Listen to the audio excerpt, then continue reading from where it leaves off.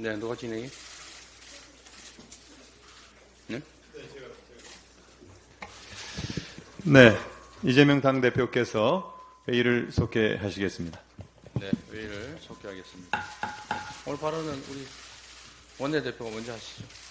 네, 먼저 박찬대 원내대표의 발언이 있겠습니다. 짐이 곧 국가다. 태양왕으로 불렸던 프랑스 루이 14세가 남긴 유명한 말입니다. 루이 14세는 죽을 때까지 절대 권력을 휘둘렀고 호전적이어서 이웃 국가에 대한 침략 전쟁을 수시로 벌였습니다.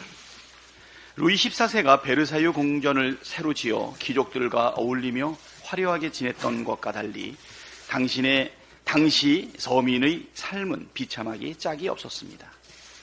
당시 프랑스인들의 평균 수명은 25살 이하였으며 거리에는 거지들이 들끓었다고 합니다. 사회 곳곳에 반국가 세력이 암행하고 있다는 대통령의 발언은 루이 14세를 떠올리게 합니다. 자신이 곧 국가라는 사고에 심취해 있지 않고서 함부로 국민을 일컬어 반국가 세력이라고 말할 수 없기 때문입니다. 대한민국은 주권, 재민을 표방하고 있습니다. 우리 헌법 제1조에서 대한민국은 민주공화국이며 대한민국의 주권은 국민에게 있고 모든 권력은 국민으로부터 나온다고 명시하고 있습니다. 그렇기에 국가란 곧 국민이고 반국가 세력이란 곧 반국민 세력입니다. 손바닥에 왕자를 적고 대선 TV 토론에 나와서 자신이 왕인 줄 착각하는 것인지 몰라도 대통령이 반국가 세력을 운운하는 것은 시대 태행이며 반헌법적 행위입니다. 루이 14세가 살았던 17세기 말 18세기 초 프랑스도 아닌 2024년 민주공화국 대한민국의 주권자인 우리 국민이 대통령으로부터 반국가 세력이라는 말을 들어야 할 이유는 전혀 존재하지 않습니다. 우리나라 역사에서 반국가 세력을 운운하던 시절이 잠시 있었습니다. 독재자들이 자신의 권력이 위기에 처했을 때 정적을 탄압하고 제거하기 위해 반국가 세력이란 낙인을 찍었습니다. 조금 더 거슬러 올라가 일제강점기 일본 제국주의자들은 통치에 따르지 않거나 항거하는 독립운동가들을 일컬어 불령선인이라 낙인 찍고 탄압에 열을 올렸습니다. 매번 친일 매국 논란이 벌어질 때마다 어김없이 반국가 세력 타령하는 윤석열 대통령의 모습이 역대 독재자들 또는 일본 제국주의자들의 통치 방식과 뭐가 다른지 묻지 않을 수 없습니다. 주권자인 국민을 존중하고 섬기지는 못할 망정 반국가 세력으로 낙인 찍는 퇴행적이고 반헌법적인 사고방식을 뜯어고치지 않는다면 주권자인 국민으로부터 호된 심판을 받게 될 것이라는 점 하루라도 빨리 깨달으시기를 바랍니다. 여야 대표회담이 오는 일요일에 열릴 예정입니다. 용산의 묻지마 거부권 정치로 꽉 막힌 전국에서 모처럼 정치를 복원하는 계기가 되기를 바라는 국민의 기대에 부응하는 회담이 되기를 희망합니다. 한동훈 대표도 민생을 여러 번 강조해온 만큼 이번 회담에서 민생 문제, 특히 침체에 빠진 내수 경기를 회복하기 위한 해법에 대해 심도 깊은 토론과 결실이 함께 나오길 기대합니다. 작년 한 해에만 100만 명 가까운 사업자가 폐업할 정도로 지금 내수 경기는 외환위기 이후 최악의 상황입니다.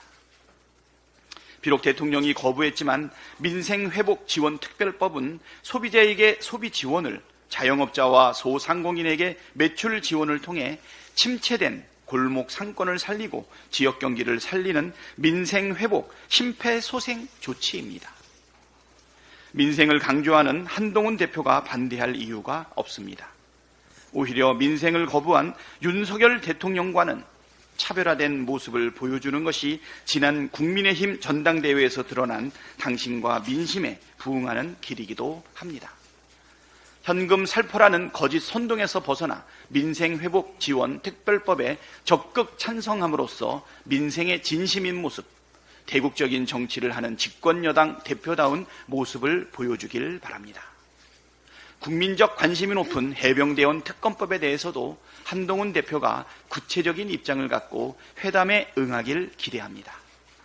그동안 추상적이고 단편적인 발언만 내놓다 보니 국민의힘 의원들마저 특검법에 대한 한동훈 대표의 진심이 무엇인지 헷갈려하는 모습을 많이 봅니다. 이번에는 정치인들도 잘 못 알아듣는 여의도 사투리 말고 5천만이 쓰는 언어로 구체적이고 담백하게 자신의 생각을 밝히기를 기대합니다. 다음으로 김민석 최고위원의 발언이 있겠습니다. 윤석열 대통령에게 묻습니다.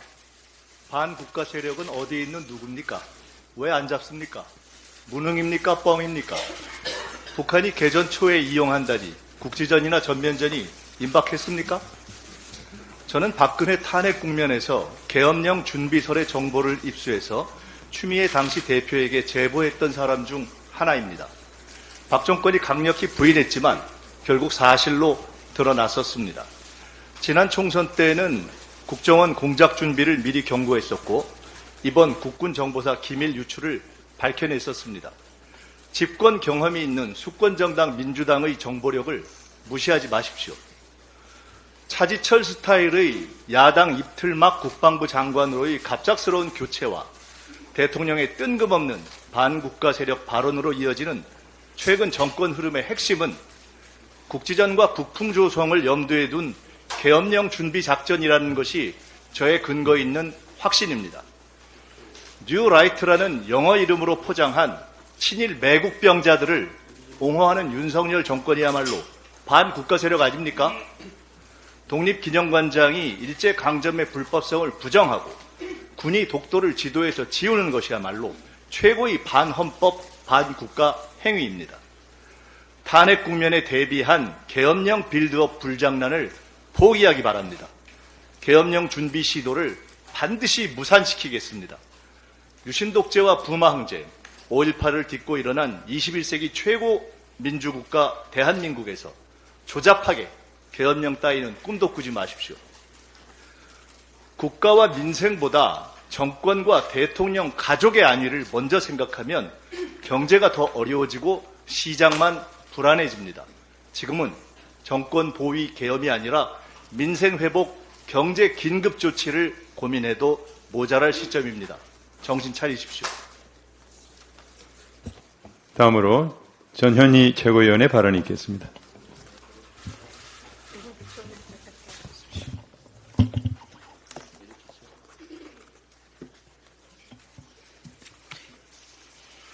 네, PPT 좀 띄워주십시오. 영상.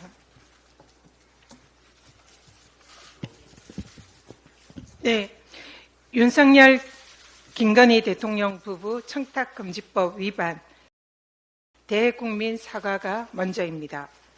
김건희 여사의 명품백 수수 사건의 본질은 윤석열 대통령의 청탁금지법 위반, 사실상 대통령의 범죄입니다. 이해를 돕기 위해서 청탁금지법 관련 법령을 읽어드리겠습니다. 청탁금지법 제8조에 따르면 공직자와 배우자는 직무 관련 여부 등 그 명목에 관계없이 1회 100만 원을 초과하는 금품을 받아서는 안 됩니다. 두 번째, 공직자는 제9조에 따르면 자신의 배우자가 수수금지 금품을 받은 사실을 알게 된 경우 지체 없이 서면으로 신고하고 제공자에게 또 지체 없이 반환해야 합니다. 공직자의 이런 신고와 인도는 감사원이나 수사기관, 국민권익위원회에 할 수 있습니다. 여기 어디에도 대통령실 창고는 관련 규정에 없습니다. 벌칙입니다. 공직자가 배우자가 금품을 받은 사실을 알고도 그 사실을 신고하지 않으면 그 공직자는 3년 이하의 징역 또는 3천만 원 이하의 벌금에 처합니다. 이 사안은 굉장히 간단하고 명쾌한 내용입니다. 그래서 통상적으로 이런 사실은 검찰에서 약식 명령에 의해서 대부분 처리되는 그런 매우 심플한 간단한 사안이라는 거 말씀드립니다. 그런데 대통령께서 국민들에게 자인한 바와 같이 최재형 목사에게 박절하지 못했던 김건희 여사가 명품백을 수수한 것을 인정했습니다. 그리고 그런 아내에게 박절하지 못했던 공직자인 대통령은 그 사실을 알고도 청탁금지법의 규정을 어기고 이를 신고도 하지 않고 반환도 하지 않았기 때문에 이는 청탁금지법 규정상 명백한 윤석열 대통령의 청탁금지법 위반입니다. 관련법에 따르면 다음 PPT 보이시죠? 청탁금지법에 따르면 직무 관련성이 있으면 일체의 금품 수수가 금지됩니다. 그리고 직무 관련성이 없더라도 1회 100만 원, 연 300만 원 이상 초과시는 공직자가 그를 즉각적으로 신고나 반환하지 않는다면 무조건 3년 이하의 징역이나 벌금 3천만 원 이하의 벌금형이 성립합니다. 손바닥으로 하늘을 가릴 수는 없습니다. 맡은 바 소임을 다해서 진실을 밝히려 했던 강직한 권익위 공직자가 희생이 되었습니다. 너무나 애달고 가슴이 찢어집니다. 대통령의 측근으로 포진된 국민권익위원회나 검찰이 아무리 청탁금지법 규정을 외면하고 대통령 부부에게 면죄부를 주려고 하더라도 권익위의 김상현 국장, 해병대 박정훈 대령 같은 정권의 불의에 저항하고 정의를 지키려는 제2, 제3의 강직하고 의로운 공무원이 계속 나올 것입니다. 공직자인 대통령의 배우자의 법령상 금지된 고가의 명품백 수수, 이제는 윤석열 대통령과 김건희 여사가 먼저 국민들에게 공개 사과하시기 바랍니다. 국민의힘도 명심하기 바랍니다. 국민의힘이 지켜야 할 것은 김건희 여사가 아니라 강직하게 자신의 소임을 다하려다 희생된 권익위의 김 국장입니다. 또한 오늘도 묵묵히 자기 소임에 최선을 다하는 공직자들과 하루하루 땀 흘려 힘겹게 살아가고 있는 우리 국민들입니다.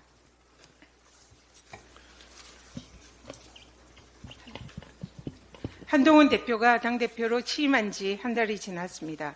당대표가 되면 제3자가 공정하게 추진하는 최혜병 특검법을 발의하겠다고 했던 약속을 도대체 언제쯤 지킬지 궁금합니다. 최혜병 특검법을 공수처 수사 종결과 무관하게 발의하겠다고도 했습니다. 그런데 최근에는 민주당이 한동훈이 주장하는 제3자 특검을 수용하겠다고 하자 이제는 특검법 수사 대상에 제보 공작 의혹도 포함시켜야 한다라며 자꾸 조건을 달며 오락가락합니다. 한동훈 대표가 선거에서 당대표가 되기 위한 아무 말 대잔치에 최혜병 특검법을 이용한 것이 아니라면 더 이상 구차한 조건 달지 말고 진정성 있게 민주당과 최혜병 특검 논의에 응하십시오. 그리고 여야 대표회담과 관련해서 국민의힘 내부에서 특검법 동의를 얻어낼 자신도 없고 대통령의 특검법 거부에 대해서도 아무런 반대 목소리도 못 내는 한동훈 대표가 자신이 사실상 여야 대표회담 성과를 낼 수 있는 아무런 권한도 없는 무력한 대표라는 것을 감추기 위해서 대국민 보여주기식 쇼에만 집중하는 것이 아닌지 의구심이 듭니다. 집권 여당다운 사안 해결식의 여야 대표에서의 진정성을 다시 한번 강력히 요청드립니다. 이상입니다. 다음으로 한준호 최고위원의 발언이 있겠습니다. 네, 오늘 과방위에선 방송장악 3차 청문회가 열립니다. 그런데 이곳에 나와야 할 사람이 안 나오겠다고 지금 버티고 있습니다. 바로 방송통신위원회 김태규 직무대행입니다. 갖은 핑계를 대면서 불출석 사유서를 제출을 하고 그 내용은 아주 가관입니다. 이 병원에 주사 맞기 싫어서 안 가겠다 이렇게 버티는 애 같습니다. 불출석 사유의 핵심은 과방위로부터 고발 대상이 돼서 증언을 못하겠다. 명백한 피해자 코스프레입니다. 지난 2차 청문회에서 이 과방위원들이 김태규 직무대행에게 공영방송 이사선임 과정을 수차례 질문을 했는데 이에 대해서 비공개로 진행된 내용이라 답변할 권한이 없다. 이렇게 증언을 했습니다. 자, 청문회 내내 이런 상황들이 반복되면서 이에 대해서 국회 증언감정법 제12조에 따라서 고발 조치를 한 것인데 김태규 직무대행께서는 이게 억울합니까? 본인 발언을 한번 살펴보겠습니다. 저는 위원회 구성 문제에 지나지 않는다. 그래서 권한이 없다. 이 발언은 궤변입니다. 공영방송 이사 선임과 관련된 회의는 인사관리에 관한 사항이므로 비공개하겠다 결정, 이게 누가 하는 겁니까? 바로 본인이 한 것입니다. 방통위법 제13조에 따르면 위원회 의결로 비공개 결정을 하도록 되어 있습니다. 본인이 비공개로 결정을 해놓고 비공개로 진행된 내용에 대해서 답변을 할 권한이 없다. 이런 이야기는 궤변이 아니고 뭐겠습니까? 더욱 가관인 것은 권한도 없다는 사람이 오늘 임명장을 받기 위해서 출석을 할 수 없다. 이렇게 불출석 사유서에 제출을 했습니다. 위법적인 이준수, 김태규 이 2인 체제는 7월 31일 오후 5시에 전체 회의를 열어서 1시간 반 동안 83명의 이사 후보를 심의를 했습니다. 후보자 한 명당 1분가량 걸린 셈인데 저는 이게 가능한지 모르겠습니다. 기네스북에 오를 것 같습니다. 자, 이렇게 날림으로 선임한 이사들 몇몇도 휘황찬란합니다. 법조비리 스캔들 소위 스폰서 검사 사건에 등장하는 인물이 있는가 하면 KBS 이사로 앉힌 인물은 방통위 측 소송 대리인으로 방통위를 비호하고 있습니다. 이런 자들을 앉히기 위해서 군사작전하듯이 심의를 뚝딱 해치운 것입니다. 윤석열 정권의 동조에서 공영방송 장악에 부역할 만한 인물이라면 결격 사유가 있든지 없든지 한 자리씩 내준 것입니다. 또 이진숙 위원장은 7월 25일 인사청문회에서 MBC의 편향성을 시정할 수 있는 이사가 선임될 수 있도록 최선을 다하겠다라고 말했습니다. 그 결과가 바로 7월 31일 자행된 언론장악 구태타입니다. 2010년 MBC 장악을 위한 국정원 문서 제목이 2010 MBC 정상화 전략 및 추진 방안이었다는 점을 돌아볼 때 이준숙 위원장의 편향성 시정 발언은 MBC를 다시 장악하겠다는 신호탄입니다. 김태규 직무대행은 19일 기자회견을 열어서 과방위원들을 맞고소하겠다라고 으름장을 놨습니다. 정권 충성 폐기는 좋습니다. 하지만 국회 입법조사처는 헌법상 불가능해 보이면 피고발인이 국회의원을 맞고소한 사례는 그 사례를 찾아보기 어렵다. 이렇게 지적을 한 내용이 있습니다. 읽어보시고 충성쇼를 하시기 바랍니다. 김태규 직무대행에 촉구합니다. 국회에 겁박할 시간이 있으면 청문회에 출석해서 당신이 이야기한 유일한 위원회 구성분자로서 증인의 의무를 다하시기 바랍니다. 청문회 불출석도 죄가 될 수 있다는 점 명심하기 바랍니다. 마지막으로 오늘은 언론 장악에 맞서 싸우다 세상을 떠난 고 이용마 기자의 5주기입니다. 몸바쳐 투쟁했던 이들에게 부끄럽지 않도록 언론개혁의 의지를 다시 한번 가다듬도록 하겠습니다. 이상입니다. 다음으로 김병주 최고위원의 발언이 있겠습니다. 일진에 같은 인사를 청산하라. 이종창 광복회장이 어제 윤석열 대통령을 향해 한 말입니다. 그러면서 국민적 공감대 없이 일본과의 친선 우호만 강조하는 대일 정책에 매우 실망이라고 꼬집었습니다. 나라의 정체성 확립에 매우 중요한 기관장들을 친일 인사로 채우고 있다고 일갈했습니다. 일진에는 대한제국말, 그러니까 조선 말기 일본의 무력 침탈에 적극적으로 호응한 친일 단체입니다. 윤 대통령과 아주 가까운 보수 인사가 일진회라는 단어까지 꺼내며 비판한 것입니다. 이 정도면 자신과 그 주변을 돌아보는 게 상식입니다. 그런데 이 와중에도 국가보훈부는 광복회를 조사하고 있습니다. 정치적 중립 의무를 위반했는지 따져보겠다는 겁니다. 친일 편향적인 국정기조를 바꾸라는 축사 내용을 문제 삼고 있습니다. 자신을 비판하는 모든 이들에게 재갈을 물리겠다는 겁니까? 광복회는 지난 15일 자체 행사장에 일부 지도부를 제외하고 민주당 국회의원의 자리를 마련하지 않았습니다. 저도 그 자리가 없어서 참가는 했는데 복도에 있을 정도였습니다. 정치적 중립을 지키기 위한 조치였습니다. 광복회에 대한 보복성 조사를 당장 중단하십시오. 광복회를 조사해 정부 지원금을 끌어 길들이려는 수작 당장 멈추십시오. 그리고 독립기념관 노조가 김영석 사태를 거듭 촉구했습니다. 독립기념관이 걷잡을 수 없이 무너져 가고 있다. 어렵게 쌓아 올린 국민의 신뢰를 한순간에 잃었다. 독립기념관 구성원들은 자괴감과 박탈감에 시달리고 있다. 독립기념관 노조 비대위원회가 어제 성명을 통해 밝힌 내용입니다. 김영석 관장은 논란이 되고 있는 과거 자신의 발언에 대해 역사학자로서의 김영석과 독립기념관장으로서의 김영석은 다르다는 궤변을 늘어놓고 있습니다. 역사학자로서의 경력으로 그 자리에 오른 거 아닙니까? 그 경력을 부정하는 건 자기 자신을 부정하는 거 아닙니까? 자신을 부정하면서까지 자리에 연연하고 싶습니까? 국민을 위해 이제 그만 내려놓기 바랍니다. 그렇지 않는다면 국민이 그 자리를 빼앗을 것입니다. 정녕 국민을 위한 대통령이라면 김영석 관장을 향한 국민의 목소리에 귀 기울이기 바랍니다. 윤석열 대통령이 독재 시대에나 쓰이는 표현 반국가 세력을 언급했습니다. 반국가 세력이 암약하고 있다고 했습니다. 나라를 걱정하는 척하면서 정치적 이득을 취하려는 시도입니다. 즉각 중단해야 합니다. 대통령의 역할은 국민을 하나로 묶고 사회 통합을 이루는 것입니다. 반국가 세력이란 표현은 불필요한 갈등을 유발합니다. 국민 갈라치기에 불과합니다. 건강한 민주주의의 발전에 전혀 도움이 되지 않습니다. 민주주의 자체를 위협하는 것은 외부의 적이 아니라 내부의 불신과 갈등입니다. 당장 불신하고 갈등을 조장하는 발언 당장 멈추십시오. 감사합니다. 이상입니다. 다음으로 이현주 최고위원의 발언이 있겠습니다.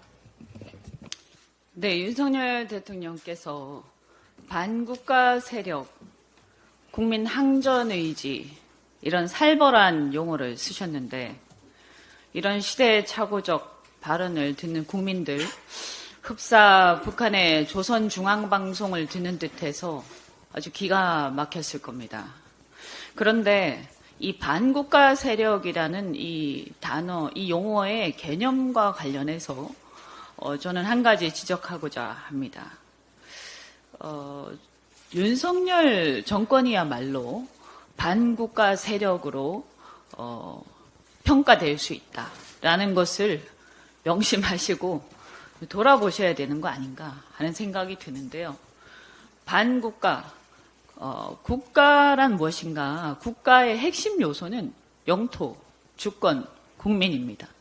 그렇다면 지금 윤석열 정권은 독도라는 우리 대한민국의 영토의 영역과 관련해서 이 독도의 영유권을 형해화시키고 독도의 방어 훈련을 지금 중단하고 있는 이런 반국가적 행위를 서슴지 않고 하고 있는 것 아닙니까? 그러니까 스스로가 지금 반국가 세력화하고 있는데 어디 도대체 누가 반국가 세력이라는 것인지 좀 돌아보시기 바라고요. 그 다음에 우리 헌법에 보면 헌법 전문에 3.1 독립정신 이런 것들이 나와 있습니다. 분명히. 그래서 국가의 핵심 가치인 헌법 가치에 이미 그런 것들이 나와 있기 때문에 반국가 세력이 스스로가 될 수 있다. 그래서 그 부분에 대해서 해명을 오히려 하셔야 되는 게 아닌가 이런 생각이 듭니다. 한 가지 더 말씀드리자면 일요일 날 여야 대표회담이 예정되어 있습니다. 한동훈 대표께서 여야 대표회담과 관련해서 TV 생중계 이걸 자꾸 말씀을 하시는데 이걸 이렇게 합의되지 않은 상태에서 흘리는 것은 예의가 아닐 뿐만 아니라 본질에 어긋난다 이렇게 생각합니다. 이것은 토론과 회담을 구별하지 못하는 행태다. 한동훈 대표께서 TV쇼를 너무 좋아하시는지 모르겠는데요. 지금 국민들은 여야 대표 회담에 대해서 상당한 기대를 하고 이 지금 어려운 민생과 전국 상황을 혹시 이 대표 회담을 통해서 돌파구를 마련할 수 있을지 굉장한 기대를 가지고 보고 있다라는 것을 명심을 하셔야 됩니다. 그렇다면 가장 중요한 것은 이 회담 전에 여야가 안건을 합의할 수 있는 안건을 좁히는 것일 것입니다. 따라서 한동훈 대표께서는 본인이 독자적으로 재량을 가지고 결정할 수 있는 사안이 무엇인지 그 안건을 좁혀서 가지고 오는 것이 우선이지 생중계하는 것이 중요한 것이 아니다. 다시 한번 말씀드리고요. 그 중에서 저희가 분명하게 말씀드리고자 하는 것은 첫째, 특검법, 최상병 특검법과 관련해서 제3자 특검법이든 뭐든 국민의힘의 한동훈 대표가 생각하는 책임 있는 특검 법안을 발의해서 가지고 오시라. 그 다음에 두 번째, 우리 당이 내놓은 25만 원 민생지원금법이 마음에 안 든다면 그 대안을 경기를 부양할 수 있는 대안을 가지고 오시라. 적어도 이 두 가지는 반드시 가지고 오셔야 한다라고 말씀드리겠습니다. 지금 경기가 굉장히 안 좋습니다. 이 문제에 대해서 아무런 책임 없이 정부 여당이 아무것도 내놓지 않은 상태에서 쇼만 하겠다.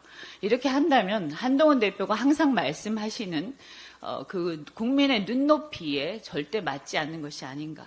이 생각을 하지 않을 수 없습니다. 이상입니다.